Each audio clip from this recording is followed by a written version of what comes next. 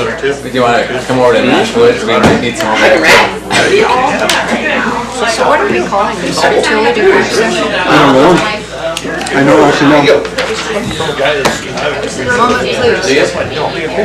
Yeah, my hardest part is I'm extremely dyslexic, so it doesn't matter how many times I proofread. The other day. Okay. What's wrong with decent?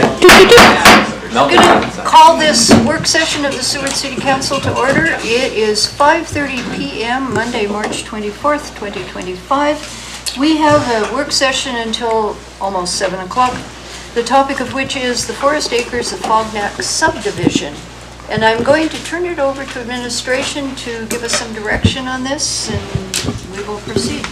Thank you, Madam Mayor. I'm going to immediately turn it over to our Deputy City Manager, Jason Bickling, who has done a lot of informative research and provided a packet for you tonight. Jason. Thank you. Okay, thank you. Good evening, council members. So what I'm going to do is you guys have, at our last work session, I think it was in like late September, you requested kind of quite a bit of information that I'm going to bring back to you and I'm going to go over. There's also a few other pieces that we've come across that I thought would be helpful to add in. So my plan for tonight, just so that this is digestible, because although this looks like really big and thick, it's I think it's kind of broken up into some chunks that are fairly digestible. So what I'd like to do is I'd like to kind of take a 20,000 foot like overview going through it. And then we'll kind of get to the end, because what I'm afraid of is if we start getting into questions in the middle, that some of those will have been answered at the end, or else we may be having conversations that we don't need to have when we get to the end. So if you guys are good with that, then we'll go ahead and proceed. So, and I'm basically going to go through this packet by page number, if that's helpful. So what I'm going to do first is if we go on to page 3 through 6, some of these I'm just going to gloss over a little bit. But these are realtor disclosures. I don't think you guys have ever seen these officially, but I do think it is helpful to see these, and I'm not trying to throw anyone under the bus by these, but we did have some questioning on realtor representation, and I would just say that I think both realtors that and the information that we were given, they gave solid information to the property buyers. So we can, and the condition of the property. So pages 8 through 32, those are some history and background. And Councilmember Wells had some conversations with some people and was able to come up with some information, which he then brought to me, which gave me kind of some leads and some areas to go look in the city archives and legislative history. And so pages 8 through 32 is kind of a summary of kind of the history of the area and adjacent areas. And so what we can see here is that the former property owner, in previous times, the city dealt with similar situations where people couldn't get building permits because they didn't have utilities brought to their property, and or properties were trying to be sold without having like a subdivision agreement or bringing the utilities in and making the required improvements. And so you can see some interaction with the city on there. So, but just that the city has made a lot of efforts historically to make sure that those properties, as they were being developed, that the owner did what they were required to do. Obviously, right here in this specific subdivision, which I believe is the third one, we obviously don't have a subdivision agreement in place, and there's obviously not utilities there, and so. But we do have an executive session at the end of the council meeting to discuss some of those details further. But just wanted to, there was also some question about the city not doing their due process and working with property owners specifically in those areas. So I just wanted to bring that up, and I think I appreciate Councilmember Wells bringing me a significant portion of that information. Okay, so given all that, what we want to do is we really want to be helpful to the property owners and help them find a way to develop, because it is kind of a rough, it's not a great situation at all. And so The next, so what I want you to do is next turn to pages 33. That kind of skips over all the historic documents.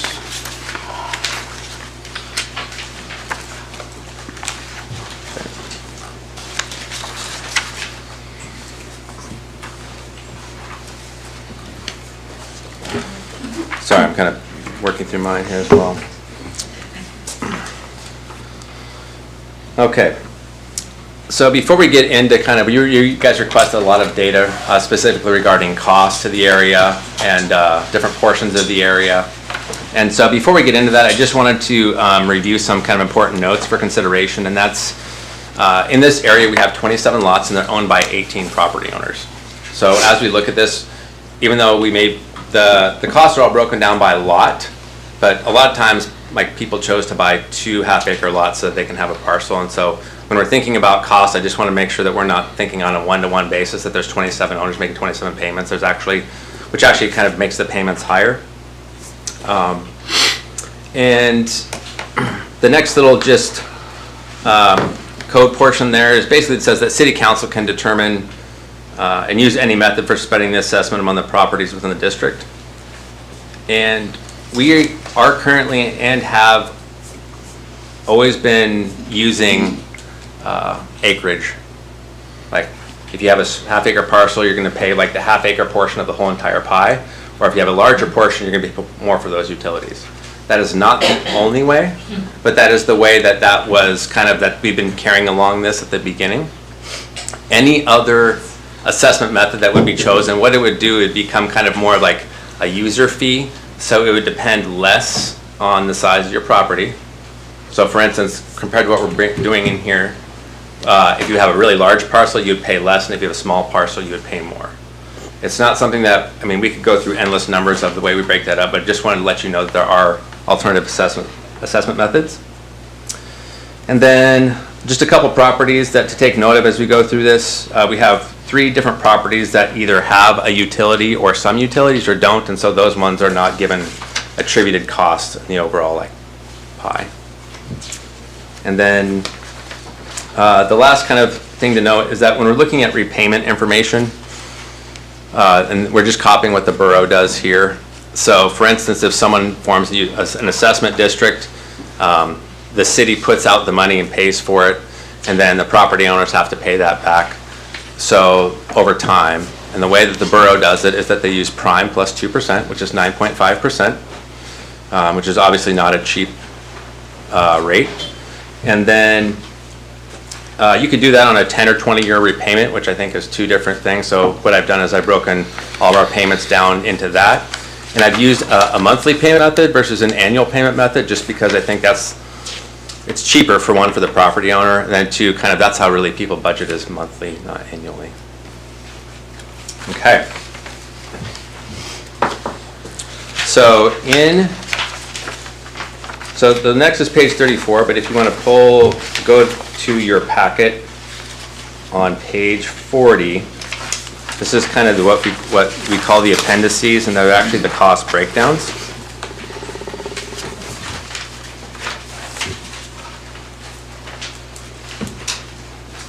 So for the audience and just for you guys, we're looking at the one that looks like this. It's page 40. I looked at that. So That'd be this one, Bob. good. So the first thing that we're going to look at is, we can see in 2022, R&M did an estimate for all the utilities with that study that we did, and it came to about $3.46 million. You can see there. So I called R&M up and said, okay, that was what you gave us then, about how much would it be now? And they just said, well, just a reasonable thing to do is 5% per year, like a simple one. And so that's how we arrived at, we're getting close to 4.1 million, which is obviously, it's over $600,000 from when we last did this. So the costs are going up annually every year, a fairly significant amount at this point. But anyway, that $4.1 million is roughly, I mean, that's the number that we're using as we kind of go through this now. And also too, that was including the electrical part. The electric department actually did give us an actual updated estimate last year, and that's where we got the $341,202. So Okay, if we go to page 41 now.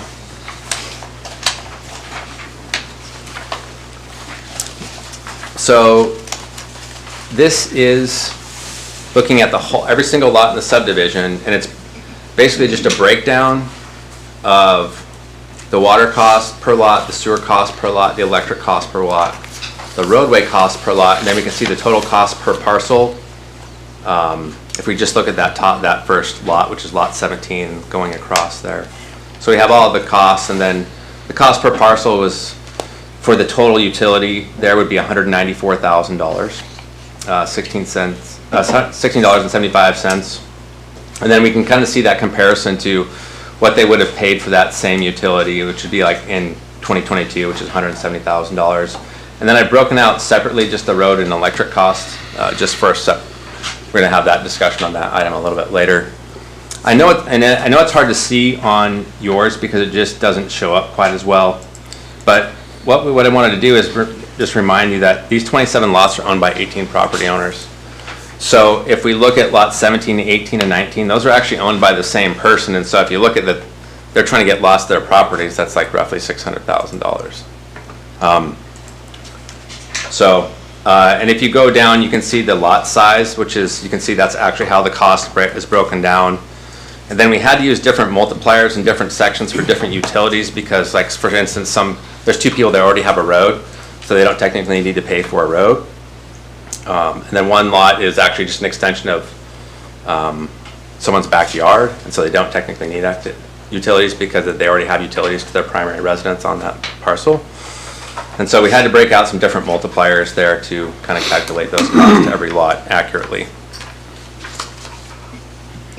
All right, so if we go to page 42. And what we'll do is as we go through these documents, I'm going to reference lot 17 and lot 22, just because they are two different sizes. So if we look at lot 17, we notice that the total cost per lot was $194,000. So what this Excel spreadsheet right now is calculating is if they were to form an improvement district and they were to take on the entire burden of the utility themselves. Okay, they're taking on 100%. And so the owner of 2505 Afognak, if he were to pay that amount over 10 years, the way that the borough does it on that, that kind of thing, he or she would be paying basically $2,500 a month, and the total amount that they would pay over 10 years would be a little over $300,000 for those utilities. If they were to kind of push that out to try and maybe lower their payments, that's $1,800 a month, and it's $1,800 a month, and then the total amount that they would pay over those 20 years would be about $434,000. So, and then if we move down to like a smaller lot, which line 22 there, number 22, which is BC1, which is 0.47 acres, we can see that the utility portion to their parcel would be about $111,000. Their monthly payment, which would be $1,400 a month for those utilities, and then over those 10 years, they'd be paying $172,000 and change. If they broke that down over 20 years, they'd be paying a little over $1,000 a month, but they'd be paying close to $250,000 total for those utilities. We'll go on to page 43, and page 43 is very similar to this last page, except that now they're only bearing 50% of the improvement, like if the city paid for half of the improvement. So if we look at lot 17 again, half that cost of the utility is so that $97,000 would be that person's burden to bear. The monthly payment would be about $1,200 a month, and the total paid over 10 years would be $150,000. If they broke that out over 20 years, it'd be $900 a month, and then over 20 years they'd be paying about $217,000 for that utility just for that one lot. If we go down to line 22, number 22, with this BC1, the parcel size is 0.47, and so the the cost of their utility to that lot, or the half the cost would be $55,000, $55,600. Broken out over 10 years, that's about $1,900 a month. And then the total paid over 10 years would be $86,000 and change. If they were to break that over 20 years, that would be $518 a month payment, and then the total payment would be about $124,000. So, but you guys can see that that's just for utilities is a significant, whether they bear 50%, I mean, 100%, that's like, it's an impossibility, and even 50% I think is really in that unaffordable range, because we're not even talking about building a structure on top of that at this point, which we know building costs are high, and so if we go to page 44, and what I did is I took that number from that first page of just roads and electric only. And so this is, if we look at lot 17 or lot 22, we can see basically just, this is for roads and electric only, and this is for bearing the whole cost themselves.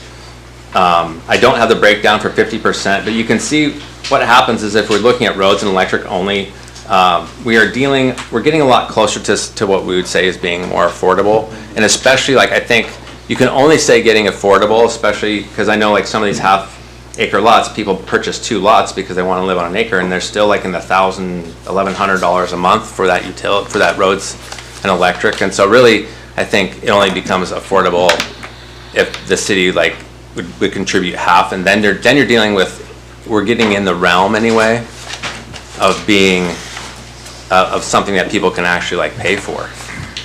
So those are we'll move on to the next one, 45. And you guys asked me to bring back Cottonwood Loop cost estimates, and so basically I broke that down over just the Cottonwood Loop only. And what's really interesting is that I think what's interesting to look at is just the last 2 columns. Is if you break down, if you just put Cottonwood in, it actually does not change the cost at all for that's attributed to the customer or to the homeowner. It's still fairly expensive. I mean, the overall cost of putting that in goes down. It's about half of the cost. You can see that the total cost is about 2.4 million versus the 4 million. So you're a little kind of over half of of the 4.1. But the way that the property owner sees it, there's not any difference. There's not any like change. It doesn't become like more affordable.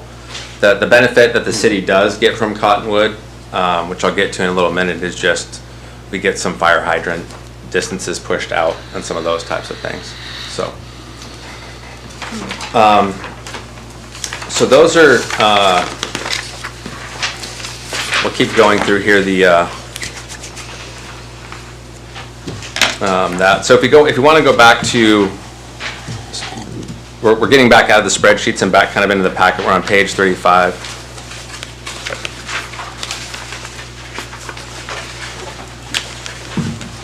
So you basically, this is the cost estimate. You can see this is a visual picture of the Cottonwood Loop cost estimate.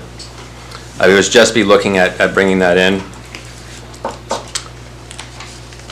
And then on page 36, this is just a topic of conversation. So the top reach, the top picture there, you can see these are our current fire hydrants that we have in place. And this is given, I talked to Chief Kreitz and he said use a 250-foot hose length and to kind of estimate your reach. And so you can see how far it reaches down the roads a little bit into those properties. And then with Cottonwood, you can see obviously we're down into those properties pretty far, as would naturally be the case. But we would have to use a different alternative method to reach those properties with our current fire hydrants. We did talk about there is the alternative of using, of changing code like they do on the Anchorage Hill side of requiring in-home sprinkler systems, which they are affordable. But then too, we'd have to have that flex that, that joint use agreement with Bear Creek, with tankers, to be able to reach those properties in that area. And if we move on to page 37, there was one other property in question, and that's on Kane Street, which sits behind Pacific Park Apartments. So that property is currently less than 200 feet from water and sewer service to the nearest corner of the property. And that property owner actually has 8 lots there, small lots that they want to develop into a single residence. The property owner to the south that does not want to develop. But with that area down there, you can kind of see what it would cost to extend that line, water and sewer, up the street there. And then obviously too, if back in there too, we don't actually have fire hydrants that are close enough to reach that property in there. So again, we would either have to use that kind of that tanker response, or add additional fire hydrants to that. And I don't have an estimate for electric to that area, but we were able to estimate kind of the water sewer just for that property owner, because I know that we're not just dealing with the Forest Acres and Fognac area, but we're also looking at some other properties as well. So he's one that we've been in conversation with for a number of years.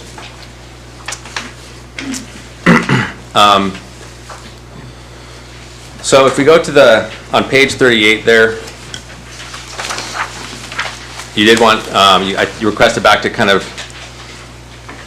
bring back if council would want to consider allowing wells. We'd have to set some very specific areas and conditions where wells would be allowed.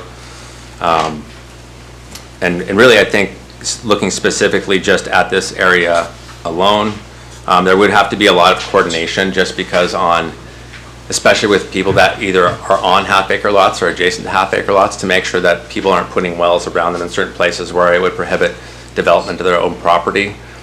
So if you're an acre next to an acre, it's not very prohibitive.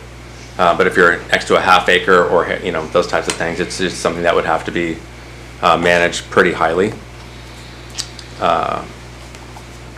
If utilities were extended, there'd want to be a time period established before the residents would be forced to hook up with city service.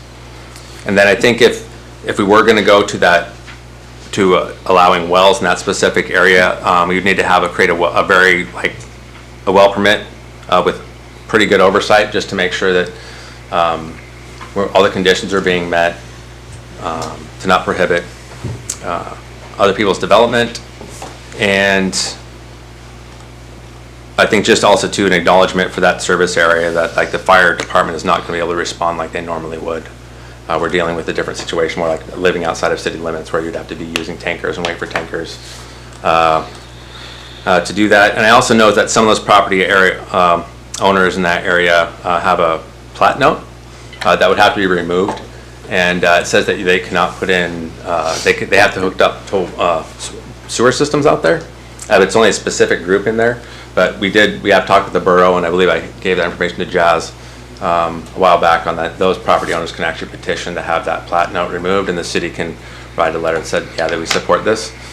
So, and then the improvement district consideration, the city attorney left some notes there, but basically you could have a special area with that improvement district that would just make it so that's the only place where this kind of create a special group there, but a lot of these things take place, and that special improvement district would encapsulate kind of some of those code changes. And so it's not like opening up the whole city wide to it, but it's just keeping it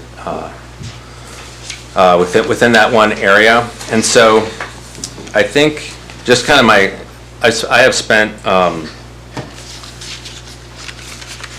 a lot of time on this,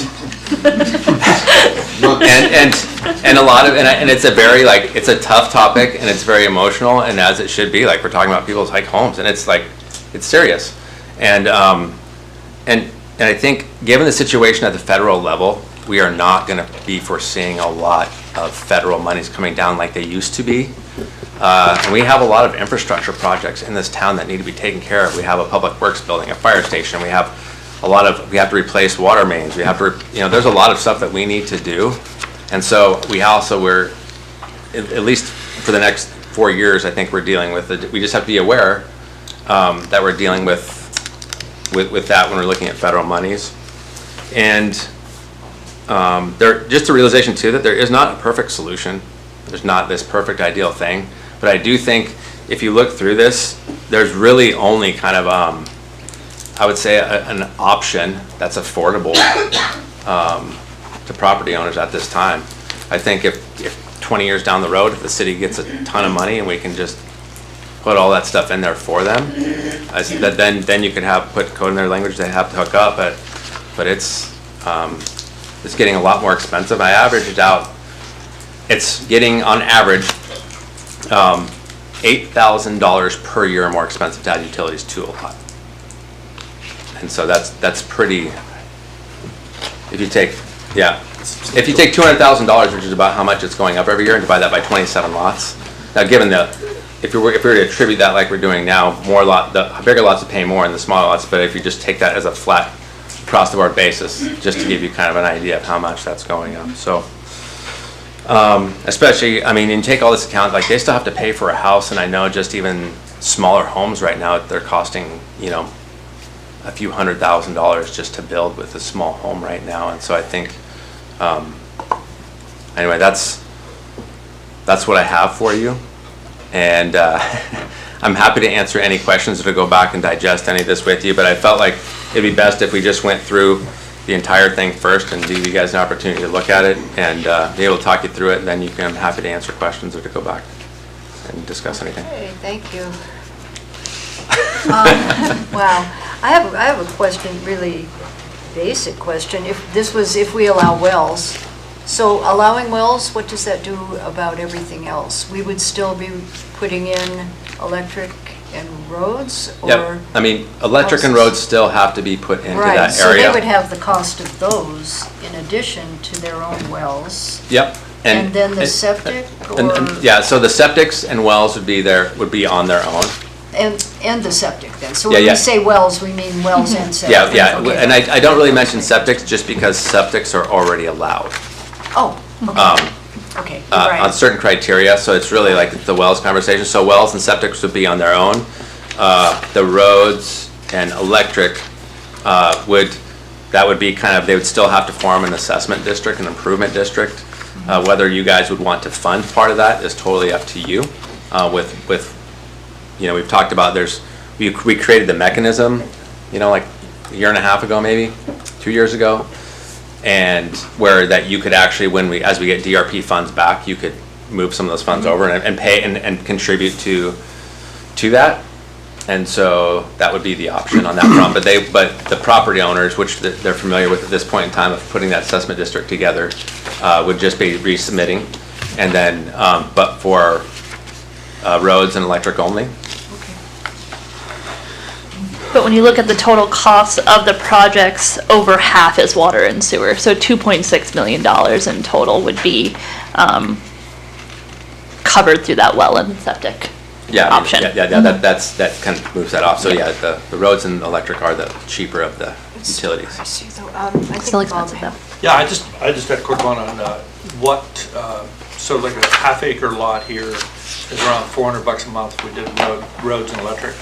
But what would a well and a septic system cost them on top of that? Off the top of my head, I had it in a number that was, I wanted to say wells are variable, just because my neighbor next door to me has a well that's much more expensive than mine, just because they were able to drill down and do that. But I think it's probably reasonable to say that we're dealing in the $20,000 to $25,000 range for like a well and septic Sorry. together. Together, okay. Yeah. Okay. Councilmember Wells. Thank you, Madam Mayor. I know you touched on it, but I think it's important for the public, for you to explain how it is we got to this position.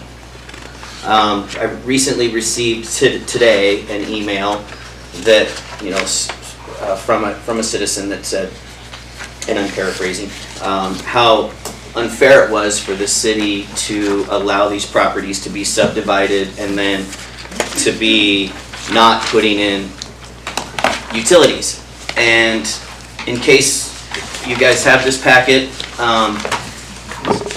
there was a lot of research done and letters that go way back prior to this being developed, and I think it's important that the property owners and the community when we were in Juneau last week, I had one of our representatives and one of our senators pull us aside and say, I can't believe you're doing this. Why are you preventing these people from having wells? Because they had received letters and communication from property owners, and had our legislators had seen this historic facts, which I would like you to speak on, they wouldn't be acting as if the city had done something wrong, because the city hasn't done anything wrong. So if you would touch on that historical aspect, that'd Yeah. be great. So what normally happens and what code requires is that when there's someone that's subdividing, there are a few different ways that you can go about subdividing. And I would say the most common way is when you subdivide is you have to enter into a subdivision. When you get your preliminary plat approved, you have to enter into a subdivision. Sorry to interrupt. When you say when a person subdivides, you When a mean the property owner. developer, not the city? Yeah, Thank you. developer, yeah. And so there was something about the city like sold these lots, and I was like, the city never owned these lots. But when a developer subdivides, they have a couple of different ways where they can go about that to meet the city's requirements. So I would say the most common is that they, and it's kind of actually what we see like with the DRP, they sign a subdivision agreement, they agree to bring in water, sewer, electric, roads, and we have certain standards, and they do that, and then we sign off on that, they agree to do that, they bring all those things in, and they meet that, and then it kind of gets approved, and then only then are they allowed to sell lots. And so there are other ways where you can actually set up an assessment district in advance as part of the ways to do that. And it basically binds future property owners from buying. You can buy that, but then you realize that you're going to have to pay that next, and so at least you're well informed when you go into that.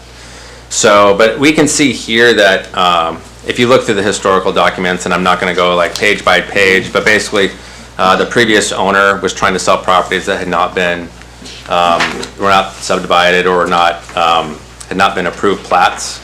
Had not entered into subdivision agreement or brought in utilities. And these are in previous subdivisions of this area, so this is not this one specifically, but I think in two other ones. And so I would say that you can see here that the city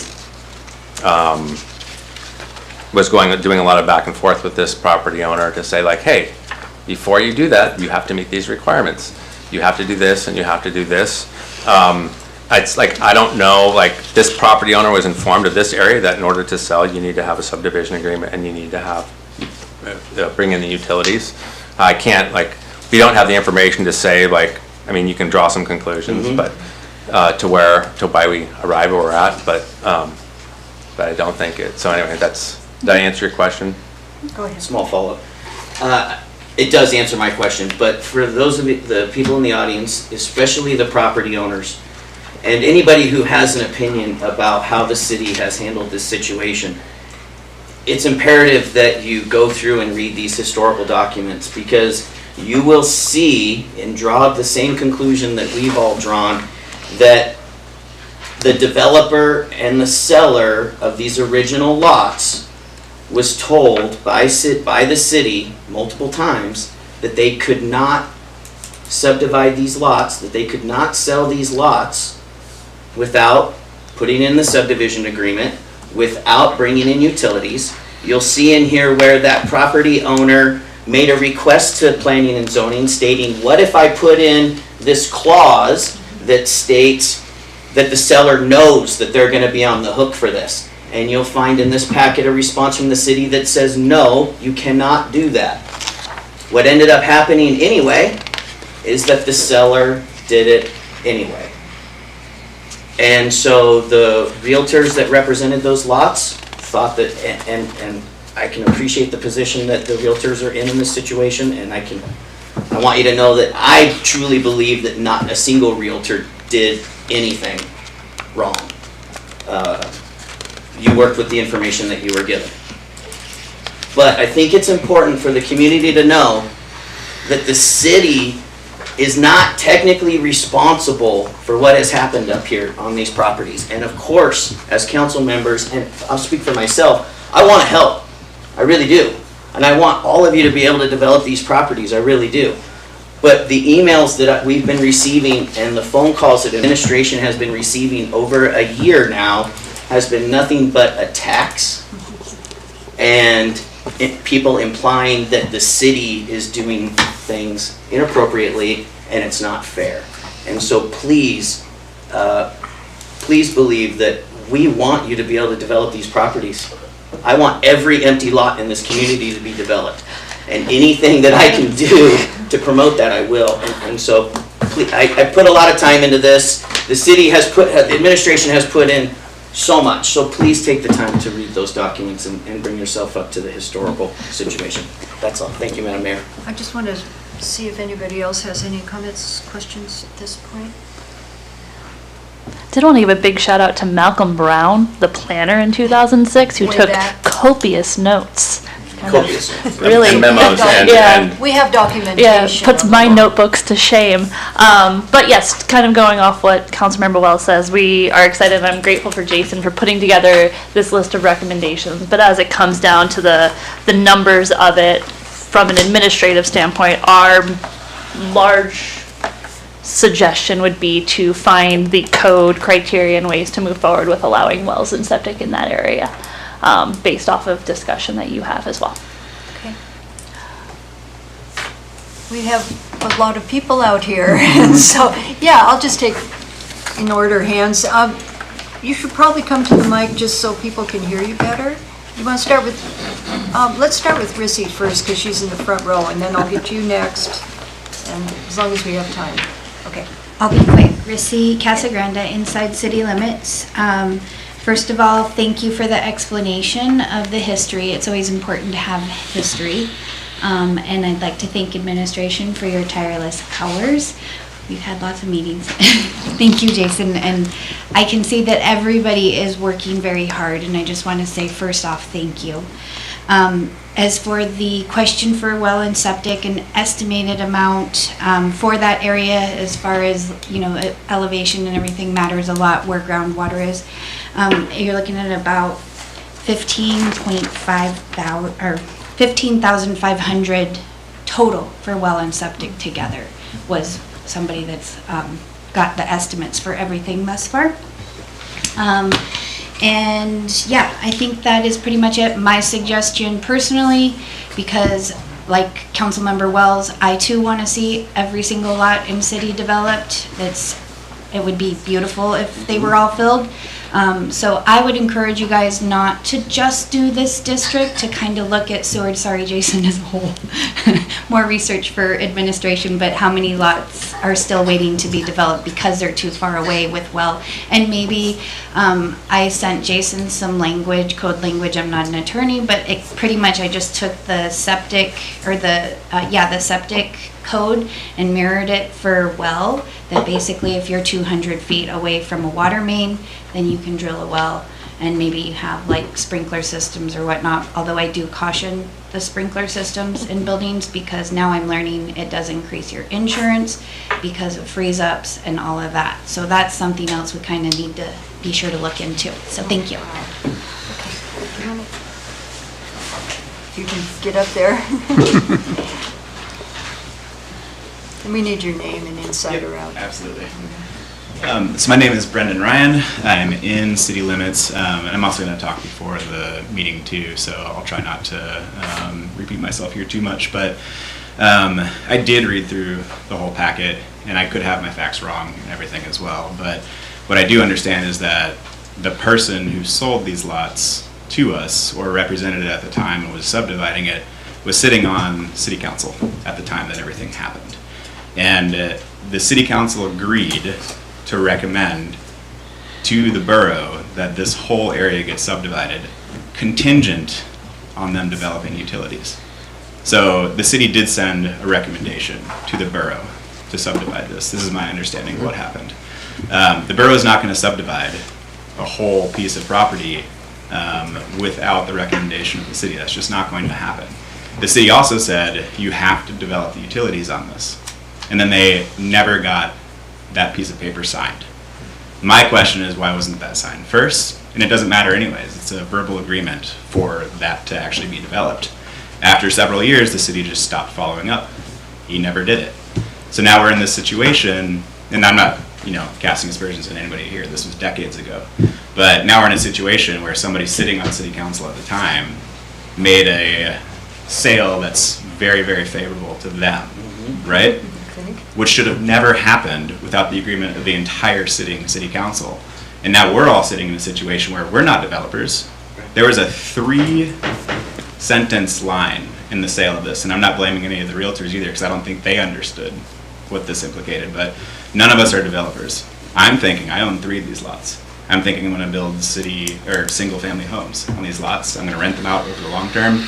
I'm gonna sell them when, I'm retiring, 20 or 30 years from now. It's gonna be a great investment. I'll be able to house some teachers. I'll be able to do something. Well, that's not possible anymore, right? But I'm thinking, okay, I'm gonna be responsible for the trunk that goes from the city utilities over to my house. I'm not thinking that I'm responsible, because I'm not a developer, for paying for city-owned utilities to go into this lot. And I can say that almost everybody on this, because we're a wide variety of people, some more sophisticated as far as investors than others, but we're all people that looked at the same thing and came to the same conclusion. This would be a great deal. We're not developers, right? So there was only one party that benefited from this entire agreement. Now there's 18 parties that nothing's ever going to happen with these. They're an insane money sink. Somebody would have to be crazy in order to invest $600,000 in order to be able to build like a 2-bedroom, 1-bath home. And you're not gonna be able to sell that and recoup your money. You're just not gonna be able to. So that's the situation that we're in. And so it's hard for me to hear that the city takes no responsibility for this too. And I understand none of you guys here were responsible for that, but the city had to make that recommendation, and it was the city's duty to follow up to make sure that those utilities were actually put in, because now we're in this situation, which I think is unprecedented in this town, and we're seeing what the implications and ramifications of that actually are. So, thanks for your time. Well said. Anyone else want to, come on, Cindy, and then it's only 6:12, so we've got time. Cindy Eklund, Inside City Limits. I worked in the city clerk's office from 1998 to 2000, and then worked in the city manager's office 2000 to 2002.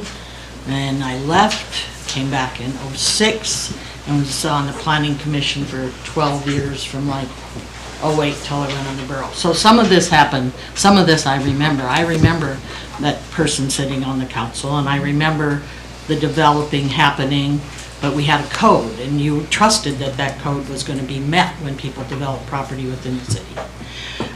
So I think that coming up with these ideas is the really right thing to do for the city council.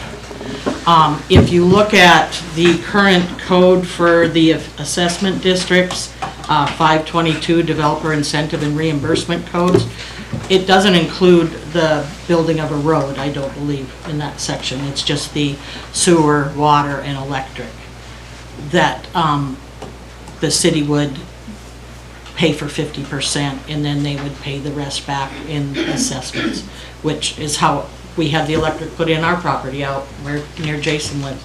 So I think that would cut some of those costs. If on page 45 where you have the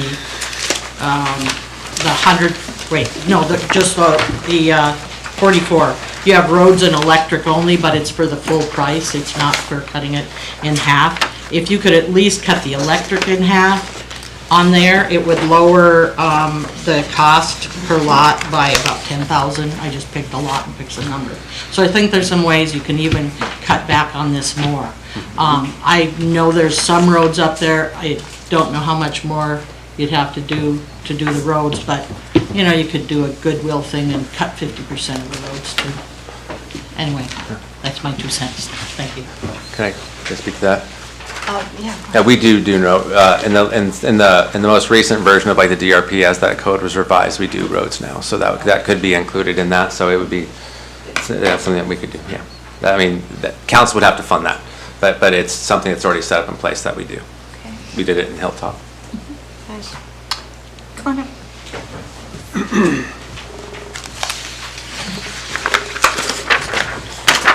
name is Nicole Lawrence. I live outside of city limits. There's a lot to be said about this, but I don't want to dwell on the past and who's responsible. I think that we really need to find solutions, and I really appreciate everything that Jason has done to help outline some solutions. I don't believe that anywhere else in the Kenai Peninsula are wells not allowed if the property requirements, if they're far enough away that they can't connect to the utilities. So I just don't know why the city of Seward would be the only one to be so strict about that. Even in Anchorage, as long as you abide by the lot size and the distances, it's allowed. So we are kind of the only one holding on to this no wells allowed situation. I think it would be great. What Rissy suggested, changing the wording to be similar to what it says for septics, would be an excellent idea. Some other thoughts that I have, we're talking about what do utilities generally cost on a property, and on the low side, typically, I think most realtors would say 20 to 30,000. That's a flat lot where you don't have to dig very far for the well, where you can put a septic in ground, you don't have to have an above ground system, and the electric is within a reasonable distance. So when we sell properties to people, we try to be very upfront about what the potential cost would be. In this particular circumstance, obviously there were tons of disclosures signed that you guys have even included in the packet of, we do not know how much this will cost, you should talk to the city of Seward, which I think all of these people did. And at the time, there were discussions happening with the city of Seward about potentially connecting utilities to this area. And I think that led to a lot of hope that something would happen, and then that just kind of got cut off, and I think maybe a lot of the money went to Hilltop or whatever, where it went, but it stopped getting, thought of as going to this area. A high side for utilities, for most people, would be around 65,000, and that's when we sell a lot that's at about 200 feet of elevation, and they have to pay 20,000 for a well because they have to go deeper. They have to pay 40,000 for an above ground septic system because they can't bear it because of the bedrock, and then they have electric hookup. So that's kind of on the high side. So I think it's just important to know the parameters of where those utility costs usually come in. And when I'm looking at these numbers in those great spreadsheets, and I wish I had your Excel sheet because I would mess around with it so much. But, you allow people to put in a septic and a well, and like Rissy said, she got some quotes, that's 15.5. I had guesstimated 25, so 15.5 would be wonderful. And then even if you did, were you using a 10% rate on those? What rate were you using when you were calculating like the total payback amount? 9.5%. Right, okay, so I guesstimated, but it was right around 10%. Yeah. So I did the math really quickly, and if you just did electric and roads and what that would be at a 10%, so even slightly higher, if the city was willing to pay 50%, like Cindy mentioned, for roads and electric, and you are allowing these owners to put in septic and wells, their total cost, by my calculations, and I could math all this out, is about $64,000, which is reasonable. It's in that range. It's doable because we want to see these people be able to build. They are such great members of our community, and you guys all know that. So anyway, I just think that moving forward towards solutions is really the way to go. And as far as the fire access, I completely understand. It can also really influence insurance if you don't have some way, your homeowner's insurance, if you aren't within a certain distance from a fire hydrant. But I live outside of city limits. A lot of us live outside of city limits in this town, and we have fire trucks that can take care of us and often have to. So there are solutions, and I applaud you guys for trying to move towards those. So thank you. Thank you. Anybody want to make a comment? I believe the sprinkler systems that they have in Anchorage in those residential homes are actually dry systems, so they're not like charged. I think it's more of that type of system where they're not holding water in them all times, but they're only they only charge once they go, so that they kind of avoid those types of situations. So, which are different. I think commercials are the requirement that they have to be. Some of those ones have to be charged that way in commercial systems. So, yeah. Anyone else before we bring it back? You'll have another shot at talking. Okay. Let me bring it back to council. And what do you guys, anything pop up recommendations? Go ahead, Councilmember Warner. Thank you, Mayor McClure.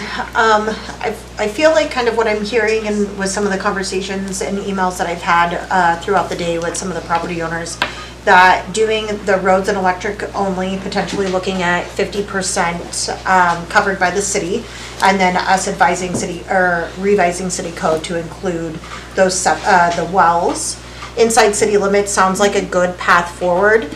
I do have a question, and I don't know who could answer this, maybe admin, maybe somebody in the audience. It's my understanding that there's some of those lots in that same area that have not been sold, that are still owned by the previous owner before they had been sold off.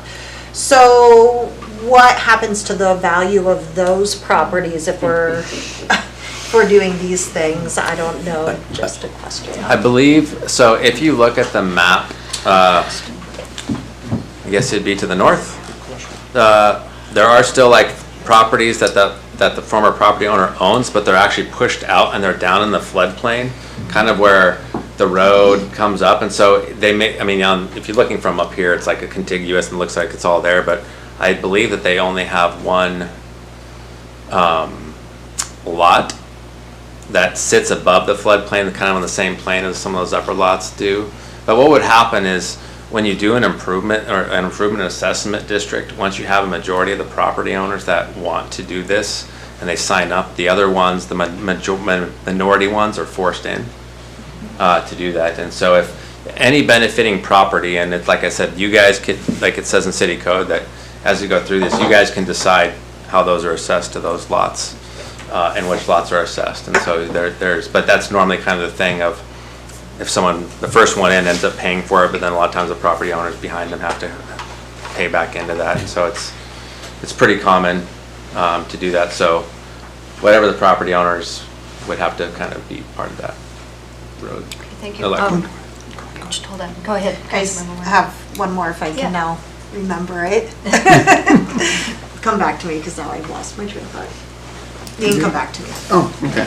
So the lots that we're discussing, are they all eligible for wells and septic systems on them by lot size, or? I mean, septics, yeah, but we don't, I mean, the wells things is we have to, code would have to be developed around that, and specifically around the lots that are adjacent to half acres or half acre lots. Right. No, what I'm getting at, there'd have to be distance between an existing septic and Yeah, a well. that's all DEC requirements. Right. We even have that like outside of city limits. Right. And so, there would have to be a strategic piece on the property owners and on the city's part to make sure that no one is blocking anyone else's development. And so that would take some time of some conversations and planning to make sure that everyone can kind of develop their property in a reasonable way and no one's inhibiting each other's. So that could be developed. Rather than a well free-for-all. Right, yeah, that's Right, what, yeah. and that's why I think the permitting system on the city's behalf is very important, that we have some checks and balances in there, and that you just can't like call up someone and have your well punched in and then, go for it. So there has to be like a city permitted system, so. Thank you. Yeah. Councilmember Farns? Just on that topic, I'm really naive about wells. I'm a spoiled city person, but to the half acre lots, is there a potential for them to share a well? Do people do that? I mean, I think that people have done that in the past, but I do think then how do you because it's run by electricity, so how you divide the electrical bill, it goes to your meter. Also too, like if one person's, I mean, yeah, it just gets complicated. Yeah, it gets complicated. Yeah. So I think it's probably easiest and best. They've also done community wells. There's all kinds of things you can do in there, but I think the simplest and easiest way would just be like a one-for-one, unless, I mean, also two property owners could provide a solution within themselves and say like, hey, this is the way you want to do it, and they could propose that. And I don't want to like prohibit anyone from doing that, because that could also be like a cost-saving measure. So I don't know. We would have to Yeah. require pre-well sharing counseling prior to that, though. As long as you're not sharing septic tanks, that might get awkward. Oh, too. that would get awkward. Yeah. Councilmember Wells, yes. To Councilmember Barnwell, as a person who was in the water treatment industry for a long time and have drilled lots and lots and lots of wells, I can tell you that imagine that you share a well with your neighbor and you decide to sell your property. Or instantly I saw the realtors in our audience go, no. So sharing a well It's is, a nice No idea. way. yeah, It's it's a not great practical. idea, but I don't believe it's an answer. Go ahead. Thank you, Madam Mayor. It came back to me. So I know we are addressing this issue because it's an issue that's in front of us. And just thinking about some of the historical piece of this and how we came to be in this situation, are we aware of any other parcels of land within the city that have been subdivided that we may run into this issue again? I feel like, and somebody can correct me, that this prior owner also has other lots within the city, and have those been subdivided, and are we gonna see this again? That's my question. Does administration have an answer? I don't know that, I don't know the history on some of those things, because I know like some of the lots that we have were subdivided before a lot of our code existed. I mean, so you can look at like before a certain code existed around those things. And so for subdivision agreements, you know, like the one that behind, like on Kane Street behind Pacific Park Apartments, those look like old cities, like Old Town, like 30 by 100 lots back in there, and the way they have those all gridded out, and the way that they had this whole community gridded out. So like those subdivisions may have taken place way before any of our code existed. And so it's hard to like know your point in time. We had other conversations with people about like there's property owners up on like that Vista kind of section that sits up there, that those people do not have, they're still on septic systems because they don't have, sewer was never brought up there. And so we are still like dealing with some intersections of kind of old Seward pre-subdivision agreements, some of this stuff where you run into little pockets. But I don't know, like, I can't answer your question right now. I'd have to really take a look and go with community development and say like, hey, what do you think about this question, just to answer it thoroughly. Go ahead. Yeah. Okay, thank you. Go ahead. Madam Mayor.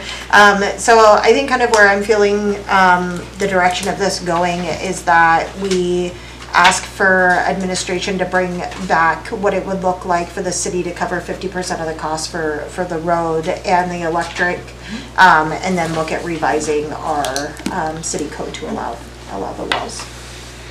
Councilmember Barnwell. Yeah, just to clarify for the price on that though, that it was around 1.45 for the roads and electric, is that right? Estimated, yeah. Yeah, about 1.4, So we're looking at half of that. Okay. about 700,000. So, Vice Mayor Rosenberg. But we would come up with that all together up front, right? Is that how we do it? Yeah, so that's the way it we works. did it Is previously. if the city pays for that up front, so let's say it's 1.4 up front, the city pays for all that up front, and then that fund is encumbered. We actually physically pay for half of it, and then the property owners would pay us back. Some property owners, if they wanted to, they can pay it back on a payment plan. They can pay you back right away. So there's different options for property owners to do that, and so we'd work with individual property owners to assess those properties that way. Yeah. Right. But yeah, Thank you. but we do pay it up front. We would be Yes. encumbered for 1.4 million. Right. Yes. The city Yeah. as us, Not us. yeah. Councilmember Barnwell. Sorry, I just wondering a timeline. Okay. I just wonder if some of these property owners are chomping on the bit to build this year. Is that a possibility if we were to express this? Well, I think we have people that are on roads that once we get like the well thing sorted out, that would allow certain property owners who already have established roads or electricity. You have to have all 4 utilities to get a building permit. And so you have to have roads, water, in this case it'd be roads, electric, and then we have to have those in, we have to work that out. And then also to establish the building permit to make sure they have sprinkler systems. Yeah. So I think that some people could, what the city would do on this front is that we would put out like an RFP to get those roads done. And so as soon as we usually take, bids for that kind of work, and then so they would put that out, we put out the RFP, they respond to that, we would get that going and done, and then obviously the electric department is done with the electric type of thing, and so they would probably coordinate on some of that work, just because if they're digging up roads and putting stuff in and putting stuff in the right of ways and all that kind of stuff, making sure they're, so I would say that it depends on schedules. it's really hard to say. Some people could possibly be building this summer, or the fall. Councilmember Wells. Thank you, Madam Mayor. Similar along those lines of question is, I know that we need to write a code for the wells, correct? So what would you need from council to start that process right away so that those that are able to build as soon as possible, I want them to know that council is not, that we're not kicking this down the road, we'll talk about it later. I want you guys to be able to build homes, and I want you to be able to afford to do it. And so what do we have to do to get this ball rolling as soon as possible? I think that, do you want us to do look at wells citywide? No. Or No. We're starting small. Okay, as I see it. well, I think that actually makes it easier to kind of fast track it if we can just look at wells for this specific area. And then we can have that longer conversation for other areas. But if you give us direction to do that, we can bring back code fairly quickly. That's just, code revision is not difficult. I'd like to just sort of see some nods or negative comments about this from other council members. I see nods over here, and are you okay with that too? Then? Yes. Okay. I think we're pretty much in agreement Great. so far, so good. Okay. That's good. But, So we'll yeah. bring back the code revisions at a council meeting on the agenda once we bring those all together. So Okay. taking some comments and feedback from tonight, rather than doing another work session, we'll bring it back for that discussion to be. Okay, and then within that code, you've written up some bullet points for code changes. You would include things like creating a permit and all of that too, Yep. like you said. Yep. So, there was a point I was going to make, but yeah, so I think that might be the only best option at this point. I mean, it's not going to be free to anyone. This way the burden is spread out. At least you guys, it's less for the owners, and it's, I think, doable for us. We'll have to figure out where that money comes from, but I think ultimately a lot of that can come back when we start getting reimbursement on the developer reimbursement from the other subdivisions that we could. And those have begun coming in, so. Right, so we can just start pooling that into this, right? Yep. That feels about as best as we can do. Anyone in the audience have anything else to say? I'm just curious as to why an illegal subdivision was allowed to be sold. We'll be speaking to that tonight in our executive session and then bringing information afterwards. Okay. Thank you, yeah. Yeah, we gotta find Yeah, out. so we're having an executive session tonight at the council meeting and can speak to that, Thank you very much. That's the thing. hopefully afterwards. Yeah, of do you our want to come attorney. up if you got more than just a quickie?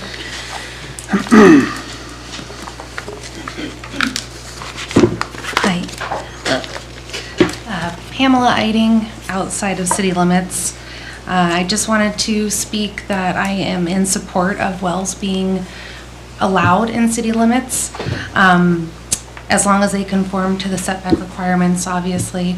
But the smallest of these properties is 107 feet wide, so it might take some coordination, but it can be done pretty simply.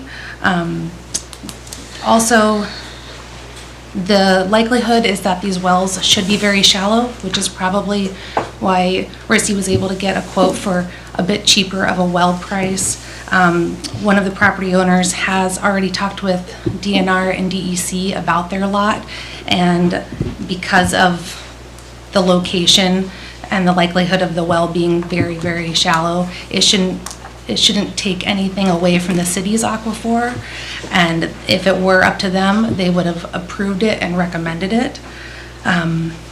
Also, one other thing to note as far as cost, the costs to bring water and sewer to each lot was divided by lots because you don't know where people are going to build, but if it was private well and septic, that might be cheaper all around because they're putting one well on perhaps 3 lots and not dividing it. That is all. Thank you. Thank you for the work. Thanks for that. Anyone else out there want to say anything before we potentially wrap this up? Okay. Any other comments from council? Questions? Administration, I'll give it back to you.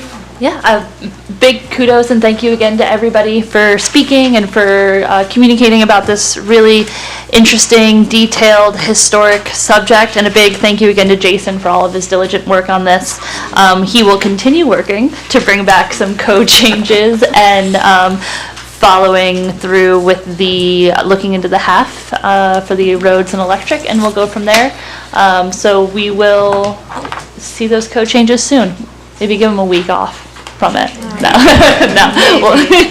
Okay, any other comments before we, yes, of course. I just like to Councilmember acknowledge Barton. Councilmember Wells for all the work he did on this research. That's a lot of work.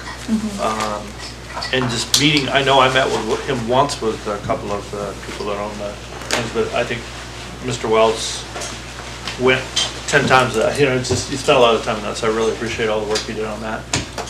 And to Jason too, that says a lot to the city and the people that care about the people here, so, yeah.